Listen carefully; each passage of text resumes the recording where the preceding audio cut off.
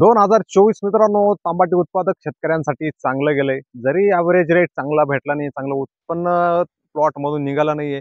Average दर वर्षीच्या तुलनेत यावर्षी नक्कीच थोडं कमी निघालंय.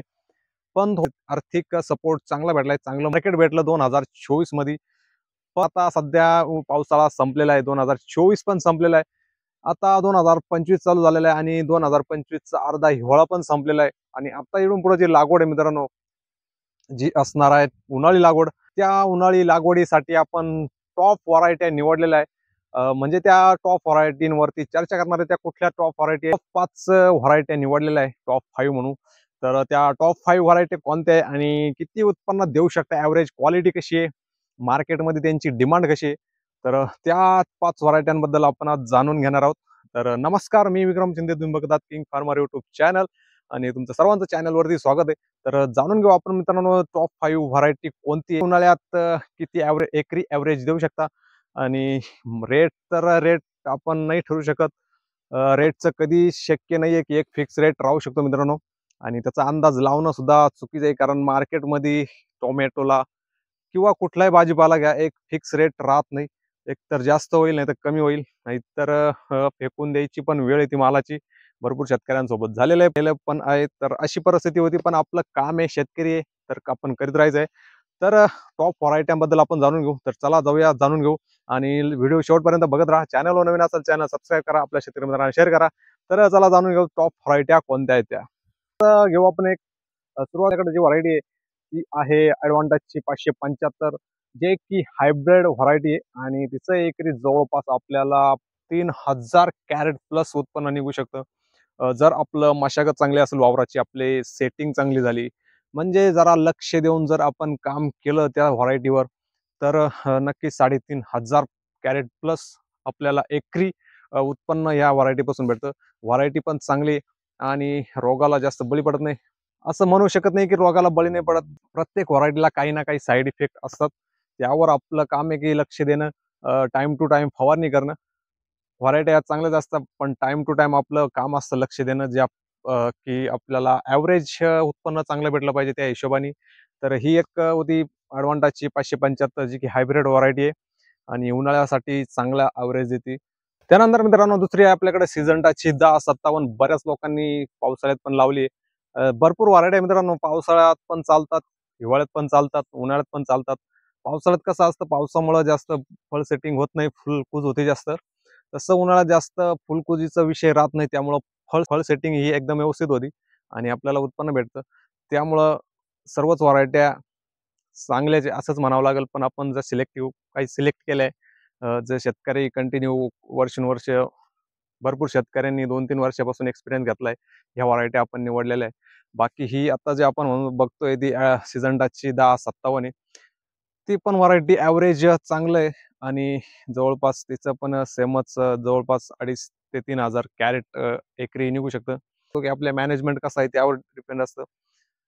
पावसाळ्यामध्ये आपण 1057चे पण शेतकरी बघितले की त्यांना जवळजवळ 500 कॅरेट पण निघाले नाही एकरी. पावसाळ्याचा विषय वेगळा आहे आणि उन्हाळ्यामध्ये मित्रांनो फळ सेट चांगल्या प्रकारे होतं. तर ही एक व्हरायटी आहे 1057. माल नक्कीच मोठा होतो, थोडा गोल आणि थोडा लांब असतो. तर मार्केटमध्ये त्याची पण डिमांड असते. शेवटी मार्केट काय आहे, हे वेळेनुसार बदल होतो मित्रांनो. व्हरायटी जी लावायची आणि चांगलं उत्पन्न देणारी व्हरायटी लावायची, तर त्याबद्दल आपण बोलतोय. एक 1057 व्हरायटी ही पण चांगल्या प्रकारचं उत्पन्न आपल्याला देऊ शकते. बाकी अजून तिसरी जी व्हरायटी आहे तिच्याबद्दल, ती म्हणजे सिजंटाची 2048. भाऊ, ती पण व्हरायटी चांगलं ॲव्हरेज दिलेलं आहे पावसाळ्यामध्ये भरपूर शेतकऱ्यांना आणि फळ सेटिंग पण चांगली झालेली होती.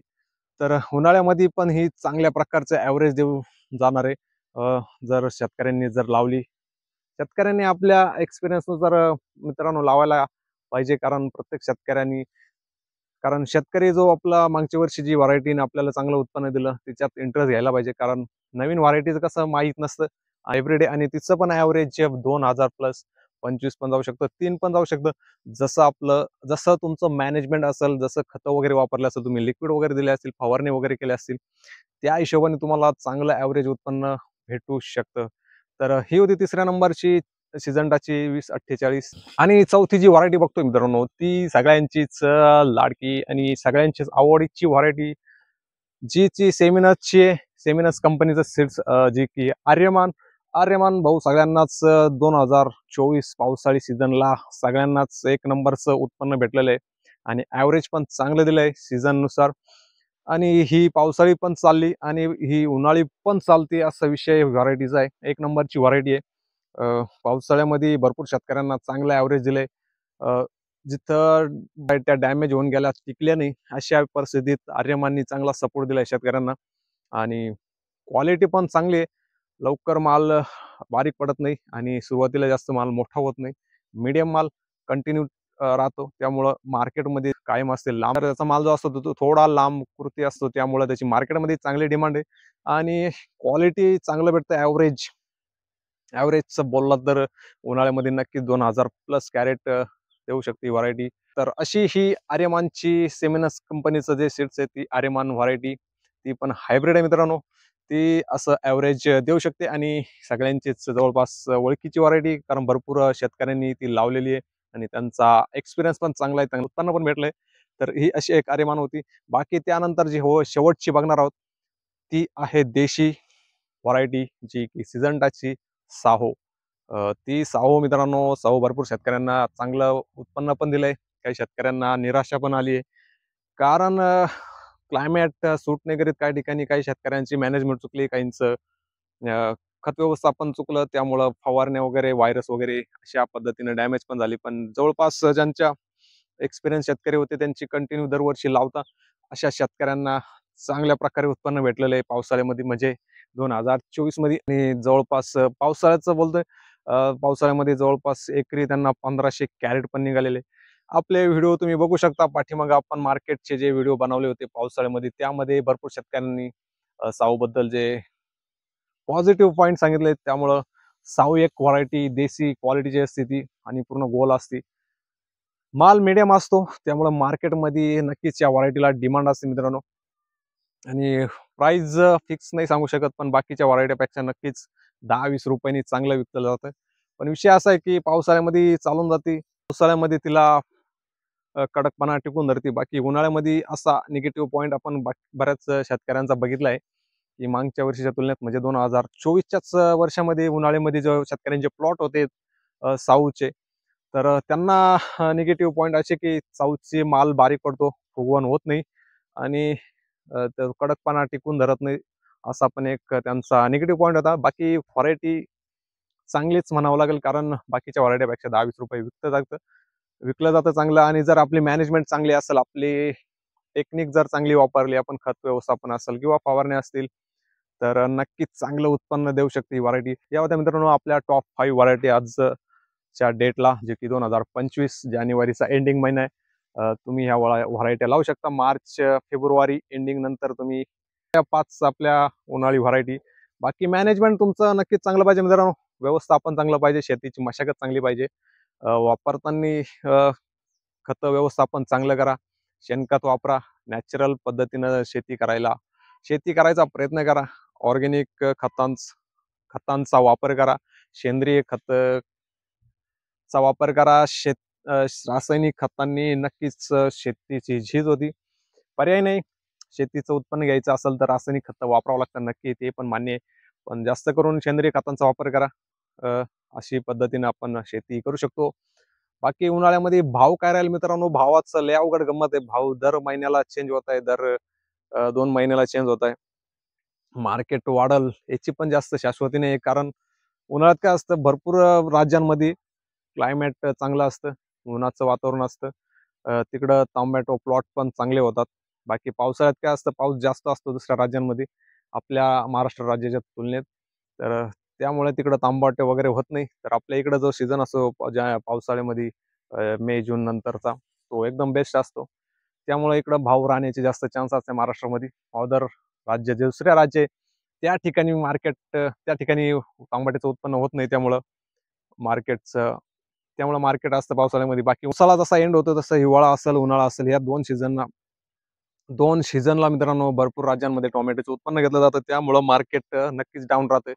जरी दुसऱ्या राज्यांमध्ये टोमॅटोचं उत्पन्न घेतलं तरी लोकल माल आपला महाराष्ट्रातच विकू शकतो. जवळपास 200, 250, 300 पर्यंत नक्कीच मार्केट राहण्याचे चान्सेस आहे.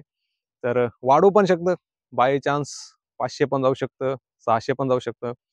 जसं आपण मागच्या 2024ला बघितलं तर जूनच्या आसपास जवळपास 600-700 मार्केट होतं. 800-1000 पर्यंत पण गेलं तर जुलैच्या एंडिंग पर्यंत. तर असं पण होतं कधी-कधी बाकीच्या राज्यांचा माल जर संपला तर नक्कीच मालाला उठाव असतो, मालाला मार्केट भेटतं. बाकी तांबटी लावताना नियोजन चांगल्या प्रकारे करा, चांगल्या प्रकारे मशागत करा. ऑर्गॅनिक खतं वापरा, सेंद्रिय खतं वापरा, चांगल्या प्रकारचे रासायनिक खतांचा जरा समतोल ठेवा, थोडा कमी प्रमाण ठेवा. पण मल्चिंग पेपरचा वापर करा, त्यामुळे पण चांगला फायदा होतो. की उन्हाळ्यामध्ये नक्कीच थोड्या फवारण्या कमी असतात. औषधांचा खर्च जो आहे तो कमी असतो, कारण पावसाळ्याच्या तुलनेत पावसामुळं जास्त फळकूज होती, फळ सेट होत नाही, औषधं मारावं लागतात, व्हायरस वगैरे जास्त असतात. तसं उन्हाळ्यामध्ये जास्त व्हायरस नाही, सिलेक्टिव्ह 2-3 व्हायरस आहे. त्यांना जर तुम्ही कंट्रोल केलं तर नक्कीच तुम्हाला चांगलं उत्पन्न भेटतं. तर असा होता आजचा या टॉप 5 व्हरायट्यांवरती. तर बाकी तुम्हाला काय वाटतं, तुमच्याकडे कुठली व्हरायटी चांगली चालती? मी जो आता व्हिडिओ बनवलाय तो मित्रांनो नाशिक जिल्ह्यामधल्या एरियानुसार, नाशिक जिल्ह्यामध्ये जो चालतो जास्त टोमॅटो व्हरायट्या, त्यानुसार मी व्हिडिओ बनवलेला आहे. तर तुम्हाला काय वाटतं कमेंटमध्ये नक्की सांगा, आणि कुठली व्हरायटी उन्हाळ्यामध्ये चालू शकते. तर भेटू परत नवीन व्हिडिओमध्ये. तोपर्यंत जय हिंद, जय महाराष्ट्र.